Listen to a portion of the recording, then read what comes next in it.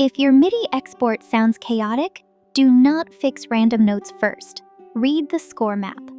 A music score is not just notes on lines, it is a stack of instructions. The safest reading order is large to small. Page identity, staff system, clef and meter, measure structure, note level detail, then expression and navigation. If you jump straight into note heads, you can miss the rule that tells those notes where they belong. Start with the page identity. The title tells you what piece or exercise this is. A subtitle can tell you the version, style, or movement. Composer, arranger, and source credits tell you whether you are looking at original notation, an arrangement, or a teaching copy. Instrumentation and staff labels tell you who plays each line. Tempo, metronome markings, pickup notes, keynotes, and style notes all shape the first read before any conversion tool gets involved. Then move to the staff system. A staff, or stave, is the 5-line container for pitch. Multiple staves can form one system, and a bracket or brace may show that they belong together. The clef tells you how to read the vertical position of notes. The key signature tells you which pitches are normally sharp or flat. The time signature tells you how to count each measure. Bar lines divide the page into measure units. Staff labels prevent you from assigning a flute line to a piano hand or a vocal line to the wrong part. Think of the score in 6 layers. Identity tells you what the page is. Setup tells you which clef, key, meter, and staff labels are active. Structure tells you where measures, systems, repeats, endings, and rehearsal marks send the reader. Events are the notes, rests, durations, accidentals, ties, and dots.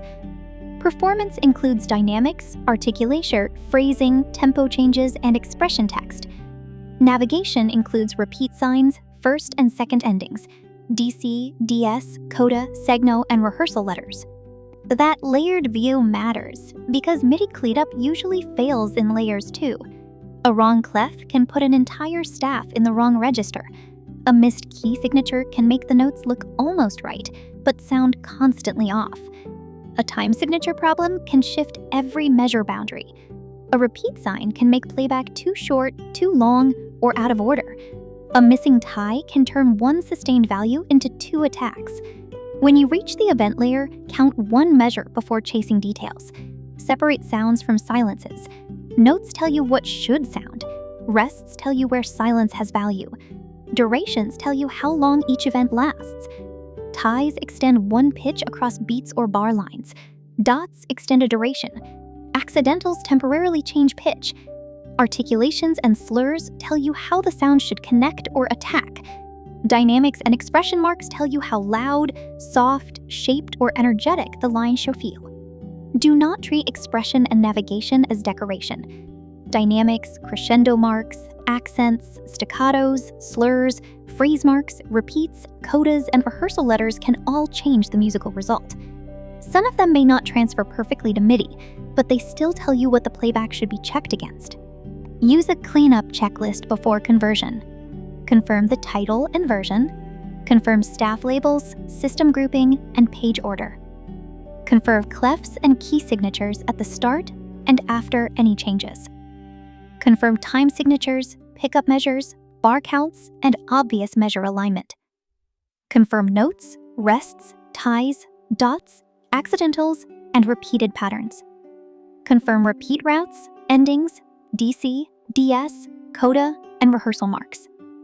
Then, confirm expression marks enough to know what the MIDI should approximate. This is where Melogen Sheet2MIDI fits.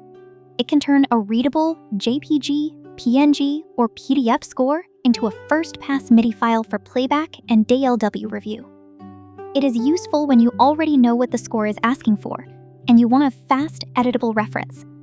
But it does not replace score reading judgment.